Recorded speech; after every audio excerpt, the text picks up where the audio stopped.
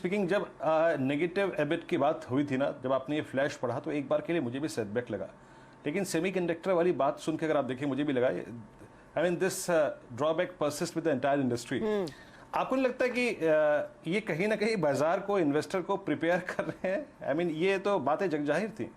अब वीरू, मैं यही कहने वाली थी कि सेमीकंडक्टर की शॉर्टेज है, ये सब जानते हैं, इनफैक्ट घर का हर बच्चा जानता है। अगर आप लोग घर पे बैठ के लगातार ट्रेड करते हैं कि सेमीकंडक्टर की शॉर्टेज है, इसमें कोई नई बात नहीं है। अब कमेंट्री ये क्योंकि आई है कि होपफुली अक्टूबर मार्च में ये रिजॉल्व होती हुई दिखाई देगी, तो शायद ये थोड़ा सा एक ऑप्टिमिज्म लाएगा इस ट्रेड में।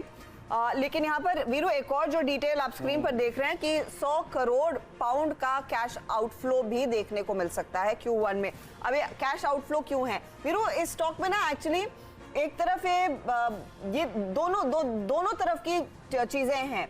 एक आउटलुक, सेल्स की पिक्चर क्या रहेगी, ईवी में जिस तरह से कंपनी अग्रसर होती दिखाई दे रही है, लेकिन याद रखिएगा वीरू, हम इंतजार कर रहे हैं कि टाटा मोटर्स की कमान किसके हाथ जाने वाली है। जो करंट या फिर जो पिछले एमडी सीईओ थे गुंटर बुशेक, उन्होंने बहुत बढ़िया तरीके से कंपनी को रन की थी। पैसेंजर व्हीकल्स में जो भी मार्केट शेयर हासिल किया कंपनी ने, वो उनके बदौलत था। ईवी में पहल लाना टाइमली थी। अब अगला जो बेटन किसके हाथ जाएगा वो जानना इंपॉर्टेंट है। यतिन भी हमारे साथ जुड़ गए हैं। यतिन, एक तो हम ये चर्चा कर रहे थे कि एबिट मार्जिन में दबाव देखने को मिलेगा, नेगेटिव एबिट आएगा जेएलआर के लिए, और जेएलआर एक साइजेबल बिजनेस का शेयर लाता है टाटा मोटर्स के लिए। ये कैश आउटफ्लो के डिटेल्स क्या हैं और क्या कंपनी आउटलुक दे रही है Q1 के लिए, प्लीज बताइए। तो देखिए हर्षदा, जहां तक कि फर्स्ट क्वार्टर का सवाल है जेएलआर के लिए, होलसेल नंबर्स अच्छे हैं, ग्रोथ अच्छी है, लेकिन अगर आप शेयर होल्डर हैं तो वॉल्यूम्स आ रहे हैं आपको नुकसान पे।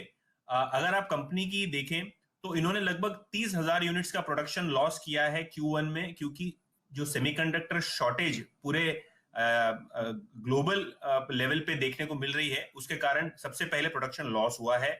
डिमांड जो है दूसरी तिमाही में भी कंपनी का कहना यह है Q2 में वीक रहेगी। इसके अलावा दो इंपॉर्टेंट स्टेटमेंट कंपनी ने दिए एबिट मार्जिन पे।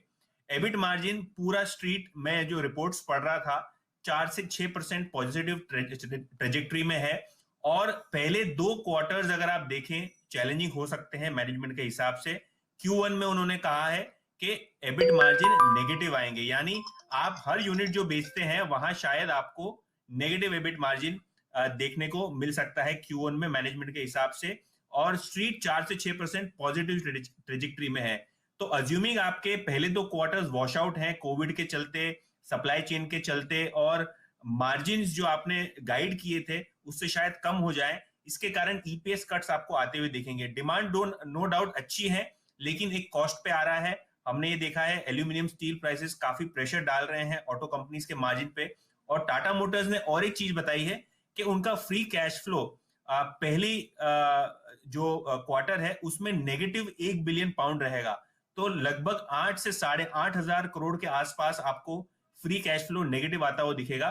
तो 2 की टेकअवेज थे, वॉल्यूम अच्छे होने के बावजूद पहले क्वार्टर के एबिट मार्जिन नेगेटिव, और दूसरा पॉइंट के फ्री कैश फ्लो जो आप बता रहे थे कि 2-3 साल में पॉजिटिव ट्रेजेक्टरी में हो जाएंगे, पहले ही क्वार्टर में लगभग 8-8,500 करोड़ का कैश बर्न कंपनी ने अपने रिलीज में बताया है।